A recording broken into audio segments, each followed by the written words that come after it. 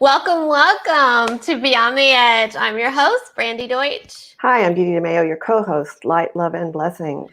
That one kind of snuck up on me. Almost wasn't you right. were in the meditation of our music. I love our music. I love know? it too. It's Yeah. amazing. I love how you put that together, Dee Dee. That was all you. So I got to give you props for that. I just love that intro. So hi, welcome everybody. So today we are going to be talking about unpacking paranormal investigating.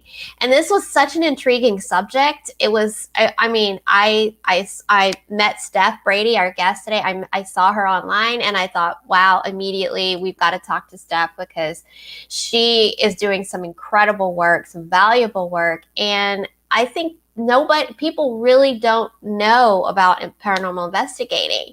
They might see stuff on TV, so what's real, what's not real. And so I'm excited to talk to Stephanie today, or to Steph. So let me introduce her so that we can start. So this is Stephanie Brady. She's been a paranormal investigator, cleanser researcher for over 12 years, and she founded and runs Spirit Investigators. That's SPIRIT Investigators. And it stands for Supernatural Paranormal Investigating and Research in Texas. So she is local for us in Texas, Sugar Land, Texas. And her goal has always been to treat everyone with compassion and respect, with a physical body or without. I love that. And she's experienced everything from spirits, evil spirits, demonic, and even elemental spirits. And she combines her two passions of helping people and the paranormal. Thank you so much for being here, Steph. We're super excited to have you. You're welcome. Thanks for having me. So the first question I want to ask you is, what happens in a paranormal investigation? Somebody gives you a call and they say, hey, some weird shit's going on here. We don't know. We really need your help. What do you do? We got some equipment that measures like EMF, electromagnetic energy. So we bring that in frequencies. We bring that in. We've got spirit boxes. We've got audios for EVP videos. We shut down all the lights because, of course, you can get better pictures and better video with it. And then the biggest thing for me is EVPs. You can tell right off the bat if you've got spirits in there by using those. Wow. So we rule out everything organic. Got it. So you bring all this equipment and you start listening, you start measuring, you start seeing what's going on. And so you know right away if something's happening, what might be happening. Within about the first 15 minutes, or we'll feel it. A couple of us will come in and feel it. You feel the heaviness of it. I'll feel like cobwebs all over me. Things like that. Yeah, it's a definite shift in the room environment that other people may not be aware of. Exactly. It's a subtle thing, but for someone like yourself or me, we go in a room, we can feel it. It's almost like a different oxygen level or something. Exactly. So yeah. That's amazing. And so I assume most people who call you, they're experiencing some things. What kind of things do you get calls on? I get calls on anything from things flying across the room to things falling to them hearing like murmuring, but they can't tell what the voices are saying, knocks on the walls, things like that, general things. Everything from mild to and annoying to demonic in severe. That's interesting. So you mentioned demonic, and you mentioned it last night when you and I had a conversation. And so when I got a ping on that, for me, it's like, ping, we got to talk about this. What's the difference between, like, say, a demonic entity and like a wayward spirit just kind of floating around? What do people experience? Entity has designs on the person, most definitely. He wants the person's soul, and he'll do nothing to stop it getting it, basically. They're extremely evil. They travel in packs, basically, in legions. And they work on, they'll bide their time for a long time. But then they're working on oppressing them. And then their eventual goal is to possess them fully. Wow. And so how does a demonic spirit come into a person's home or energy field? How does that happen? There's a lot of different ways. Sometimes it's just a fluke. Nobody knows. Other times they open portals by using things like the Ouija board, where all you're going to get are lower level entities and demonics that come in. And even though you close that door, you've already let something in, and they're not going to go back out. They're already there, and they're going to stay there. And people don't realize that. Yeah, I mean, it's you know, it's when we think about it, it sounds really scary. You know, things happening, and what I know about fear is a low level vibration. So it's almost as if staying in that fear energy kind of makes it worse. Is that right? They feed off fear. They feed off anger. So they try and make you fight. They try and make you fearful. It gives them more energy. Well, and one thing too that I've experienced with people is that the fact that you may not invite them knowingly or do something like that, but someone you know carries them, and they follow them. So you have to, be aware and check who you're inviting in your home too. Exactly. And everybody has what we call a hedge of protection around them. If you're do drugs, if you do alcohol, if you've had a traumatic thing go on recently, there's like a hole in your head, and so they can get in through that way as well. Wow. Yeah, I've heard that spirits tend to lower energetic spirits tend to hang out in hospitals, graveyards, places where the dead are prevalent. Right, where they're lost. And weakness is prevalent also. Bars, like you say, bars and places where people do drugs and hang out. And I feel like sometimes when like a person has an addiction, it's so much harder to get out of that when they have some kind of attachment or possession or something like that. What does a possession look like? That's the next question. It's possible. I've only seen it on TV. I haven't actually seen a person that's been possessed. Wow. That I know of. But they supposedly, I was sitting in the car with Father, and he was talking with somebody getting demons out. I heard it, and it was guttural, low male voices that were coming out of a woman's mouth. Wow. So it is real, without a doubt.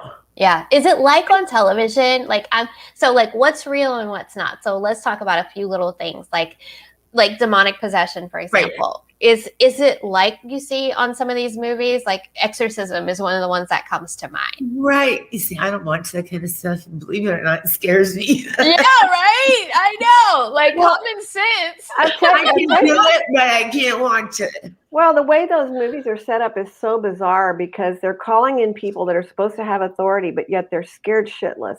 Right. I'm not bringing somebody in my house that's scared of what we need to be doing. Yeah, exactly. They're just not effective, okay? Right. Let me just tell you right now, if you're afraid, don't even bother showing up because we got ass kicking to do here. I agree with you. Like I said, I am absolutely fearless in investigations, but for some reason, the movies actually, they're hands off for me. Right. Yeah. Right. And that seems like common sense. I mean, I'm thinking whenever I was a child and I watched some of these things, right? But it's not, I'm just curious. Is it like that? Do you know? It is. They have superhuman strength. They talk in different voices. They have their own language, I've heard, that they talk in. Mm-hmm. They'll talk in Latin. They'll do anything. I've heard they change facial features. Mm-hmm. Look like an animal or look like another person or look like a devil or whatnot. That's interesting. Yeah. That's really interesting. So what about some of the other things that happen in movies? You mentioned things flying across the room. You mentioned sounds, hearing sounds that, and so I kind of want to go back to like the wayward spirit versus the demonic thing. And when does somebody call you? For example, like, okay, you hear a noise or a knock or something like that. Okay, no big deal. But then something else happens, and then maybe something else happens. Like, at what point do you want a call? I say whenever you feel uncomfortable and whenever you feel fearful, then give me a call, because the best I can do is put your mind at ease. you know, and assure you that, yeah, it's the house settling, or it's the pipes, or no, you've got something in here, whether it's wayward, whether it's a good spirit, whether it's a relative. A couple, you know, a few times I found out it's just relatives watching over them, which was good. It was comforting to them. Right, exactly. And so I'm curious about that. Let's say you've got some relatives around and they're kind of looking over you, or, you know, you hear a sound in the baby's room, and then maybe it's just grandma or grandpa, you know. Yeah. So do you kind of coach people on how to talk to those spirits or connect or communicate with them?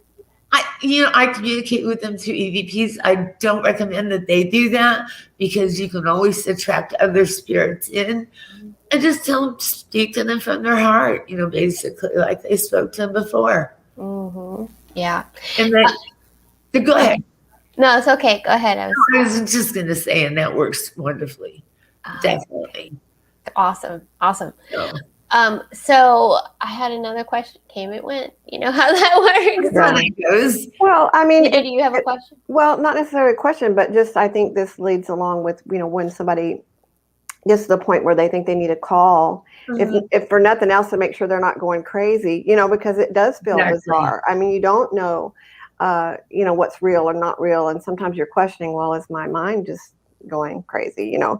But when other people come in your house and they're like, oh, something's in there, you know, and so there's going to be some kind of confirmation that something's going on that is maybe beyond what you've experienced or been able to handle. So that would be a time to reach out to someone, I think, you know, to ask and again, seek out somebody that's not afraid to deal with it, because the fear will not only let them have control, but invite others.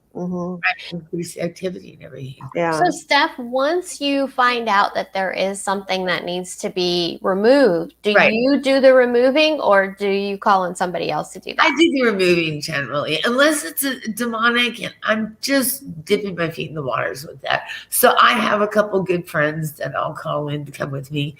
Or the last case that we had, I called in a priest and a minister that I know. So they came down from Dallas and helped me. That's great. All depends how bad the infestation is. Do you find that it's more with adults or children in possession, or is it kind of across the board? Yeah, because you had said before the show that for the last 3 months, 10 out of 10 calls has been about possession. Exactly. And what are you finding? Possession of the house. I've had 2 people recently. Well, I went on a vacation and I'm on it right now for a week. I've had 2 people that have called me and say they have possessions in 2 days. Is it them being possessed, or they're calling for someone else? They say they are being possessed. Really? Okay, that's interesting.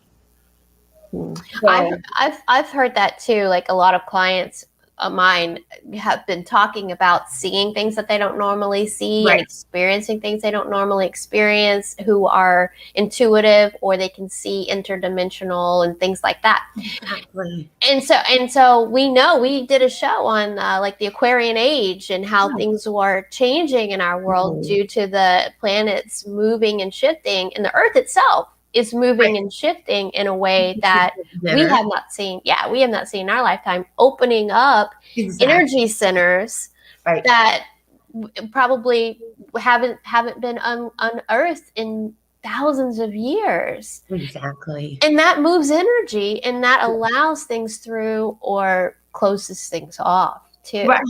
Everything has energy. There's a lot of earthbound spirits too. I mean, there's a lot of spirits who don't cross over.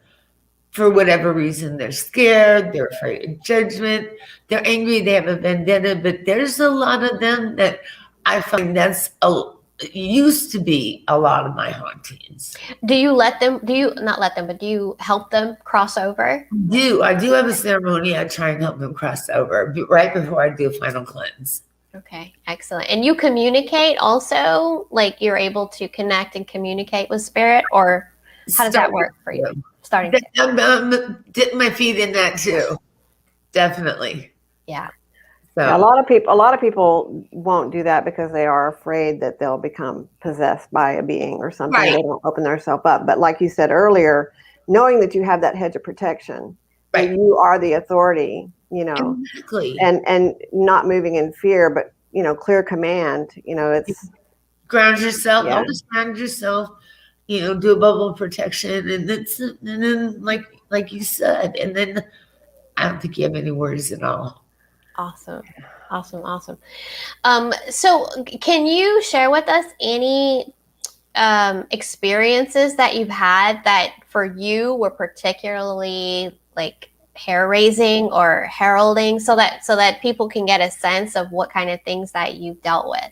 Well, the last exorcism that I went to was they had gone with activity.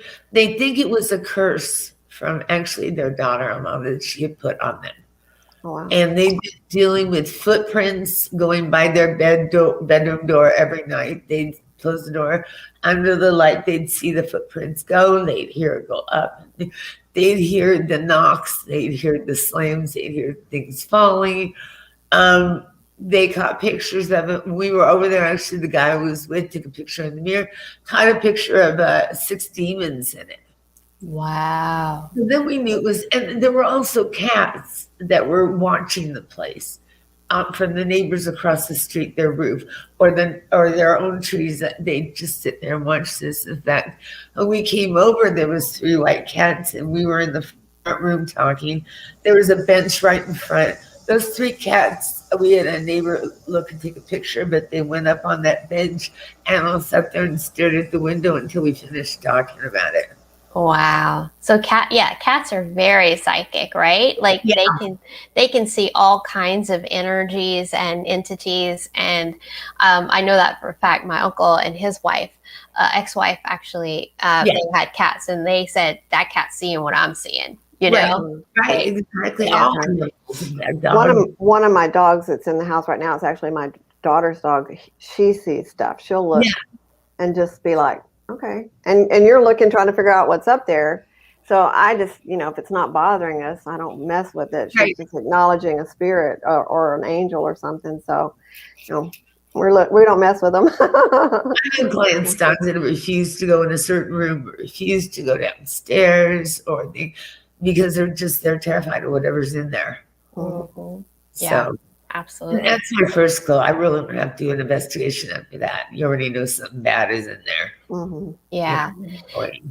I want to ask you a little bit about the equipment and the kinds of people that might be able to that might help you. Yeah. So you were talking about EMF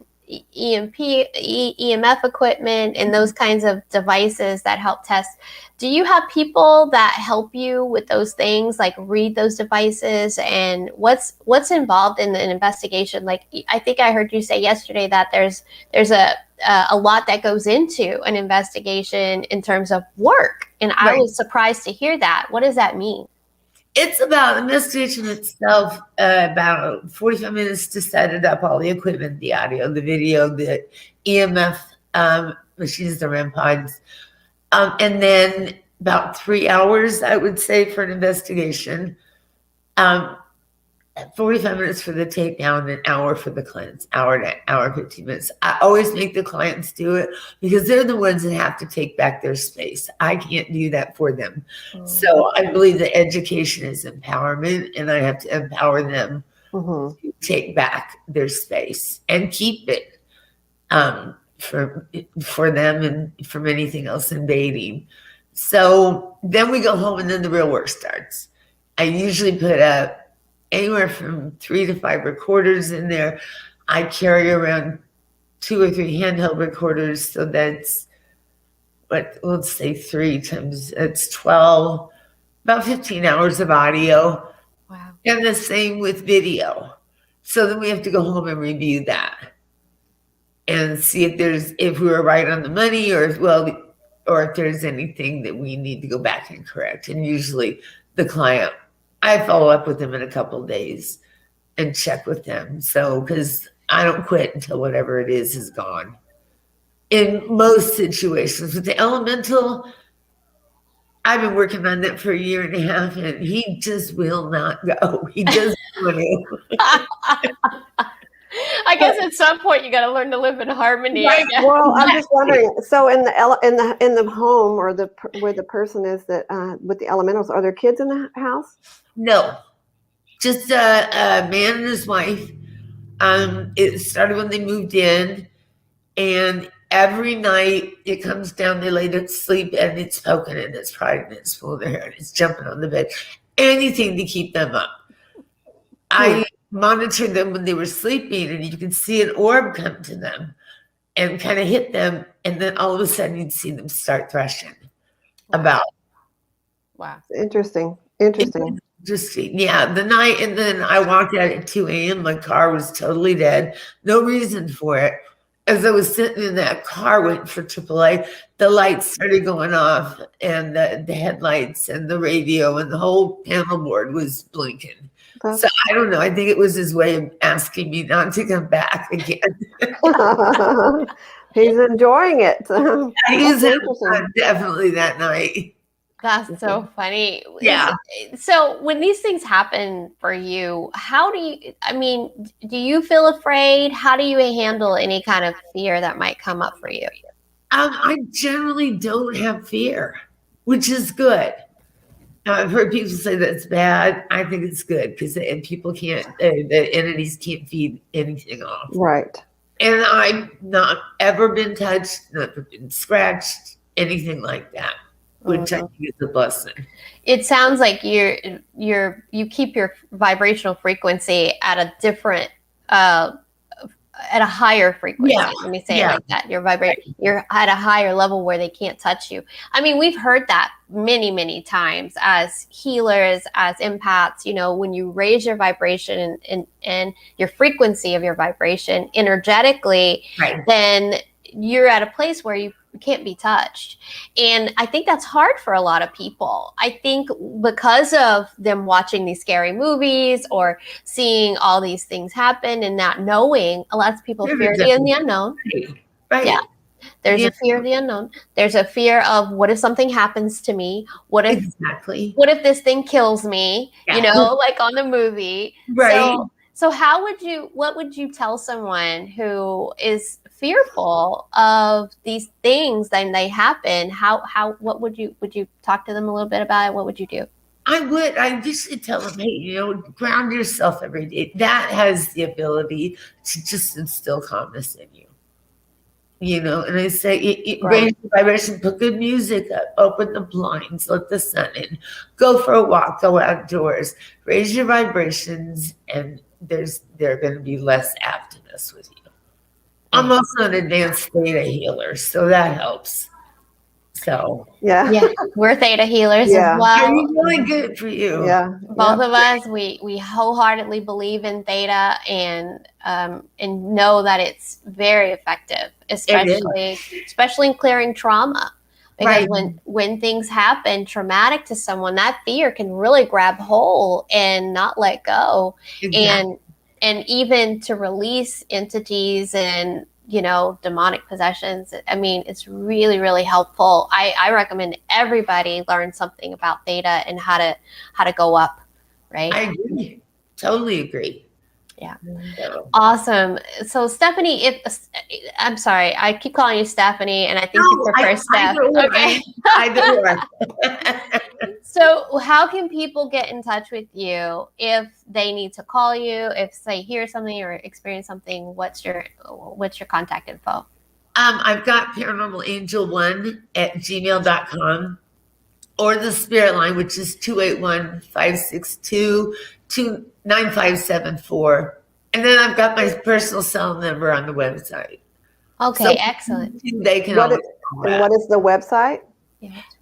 www. Here we go. It's supernatural paranormal investigations in Texas.com. Okay, so the spirit acronym, right? Right. Okay, cool. So, supernatural paranormal investigations in Texas. Oh, no, just Texas.com. Okay. I'm sorry. Texas. So SPI Texas? Yeah. .com. Okay. I'm going to just put that up. Perfect. And I was surprised to know you were so close too, like Sugarland. So I'll be sending you some clients, Steph. Well, and I'm thinking, geez, I'd like to come and do, you know, a live follow through on something. If you know, have an investigation someone doesn't mind sharing, or if you just want to set up a ghost hunt, I'm down. I'm like, let's just schedule that now, because I love it. I mean, because there's so much to learn about history that way, a building, a person. I mean, I've had angels show up. I mean, that's incredible. I'd love that. Mm-hmm. Cool. Yeah, it was amazing. Ghost hunt. I'm doing a jail with another thing. I don't know if you know him. I can't remember his name. Anyways, I'm doing a haunted jail with him, so we should go do the haunted motel. Well, so I know Texas Paranormal. Richard, I can't remember Richard. He's just can't remember his last name right now, but he lives down. That's where I'm at too. Huh? That's where I was at too with that guy. I'm completely blocked. Yeah, Texas Paranormal. I've been on, you know, something with him. Right. And then Dash Beardsley, he's always done stuff in Galveston and that, and he's always amazed. My friend and I go on his things, and the whole group usually winds up following us because my friend and I don't use any of the equipment. We just have stuff manifest. Huh? Yeah. Yeah. And so when I was telling you about the angel showing up, it was really interesting because we were in this it was a building that had been refurbished or, you know, redone to be like aspiring artist, starving artist kind of apartment condo thing. Right. And the whole building dressed up for costumes for us to go in there and do ghost hunts because they have always had a lot of stuff going on in there. That's great. This one kid, he was telling us, you know, about something going on in his apartment. Well, we went in and he was talking about needing a feather for this woman's costume. And someone had asked him, he didn't have one. And I said, well, there's one right there. And it literally poofed out the side of a column holding the building.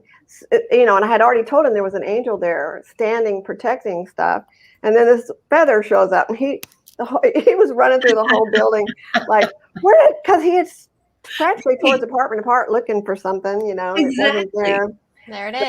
So that's fabulous. Yeah. So we have interesting experiences, you know, and again, it's not that I take that stuff lightly. There's always people saying, well, you know, you need to be afraid. No, I don't, because I know that I have authority over them and I'm not afraid to ask them to identify themselves or get the hell away. You know, I mean, it's just that simple. Yeah. Without a doubt. Yeah, I'll give you a call. I'm starting to do more fun investigations. Oh, cool. Yeah, that would be a whole nother show unto itself, right? Yep. Beyond the Edge, paranormal investigations. Yeah, I love it. I love that. I love it. So, Steph, you do such important work, and I'm so glad that you were able to talk to us today about it. Appreciate it. People have so many questions about it. They don't know. And, you know, I think it's good just to have someone to ask and connect with on these things. And we actually have a light intercession list. And so anyone can email or message us and let us know for people who need prayers or light sent to them. If any of your clients or, you know, anybody that you know would like to be on our list, please send them our way. And that goes for any of our audience listeners today. Our phone number is 805-500-3343, or you can message us at Beyond the Edge TV. And we would be happy to put them on our list. And I tell you, miraculous things happen with the power of prayer and light, right? In theta, when we go up and we just send unconditional love, amazing things happen. So don't underestimate the power of love, of light, and compassion and kindness. And Steph, I know you're one of those amazing people with bright light that shines, because to do this work, you have got to stay in your light. Yeah, thank you. Yes. I appreciate that. Thank you, everybody. Thank you, Steph, and thank you. Thank you. It's been wonderful. I appreciate it. Our pleasure. Thank you so much. Have a wonderful day. Thank you. Bye.